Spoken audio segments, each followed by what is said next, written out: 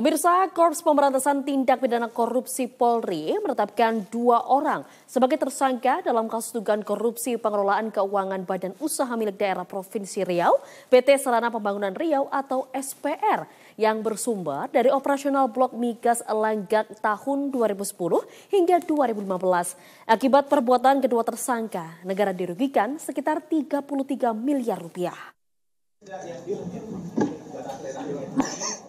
Setelah melalui penyidikan sejak pertengahan tahun 2024, Korps Pemberantasan Tindak Pidana Korupsi Polri menetapkan tersangka dalam kasus dugaan korupsi pengelolaan keuangan Badan Usaha Milik Daerah Provinsi Riau, PT Sarana Pembangunan Riau atau PT SPR.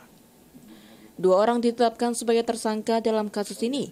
Keduanya yakni Direktur Utama PT SPR periode 2010-2015 Rahman Akil dan Direktur Keuangan PT SPR periode 2010-2015 Debbie Riau Masari. Penetapan tersangka ini dilakukan setelah penyidik menemukan 2 alat bukti dan pemeriksaan puluhan orang saksi.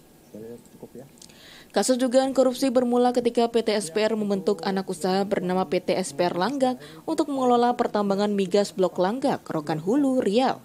Pada tahun 2009, PT SPR dan PT Kingswood Capital Limit kemudian ditetapkan sebagai pemenang tender untuk mengelola blok migas Langgak berdasarkan surat penawaran langsung dari Kementerian Energi dan Sumber Daya Mineral (ESDM). Kedua perusahaan kemudian menandatangani kontrak dengan Kementerian ESDM untuk mengelola blok migas Langgak selama 20 tahun yang berlaku efektif mulai April 2010 hingga 2030. Penyidik menemukan adanya penyimpangan serius dalam pengelolaan keuangan PT SPR Langgak. Kedua tersangka diduga mengeluarkan dana perusahaan tidak sesuai dengan prinsip good corporate governance, tidak transparan dalam pengadaan barang dan jasa, dan lalai dalam mencatat overlifting minyak.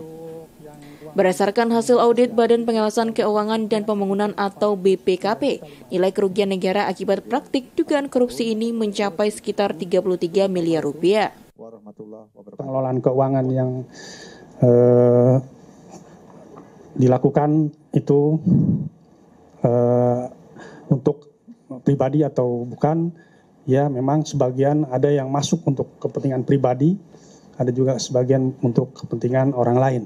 Dan kita masih nanti akan mengembangkan kasus ini sampai sejauh mana kira-kira aliran uang, aliran dana daripada hasil korupsinya. Untuk mempertanggungjawabkan perbuatan mereka, kedua tersangka kini mendekam di Rutan Bareskrim Polri. Penyidik akan segera merampungkan berkas perkara kasus ini agar bisa segera dilimpahkan ke Kejaksaan.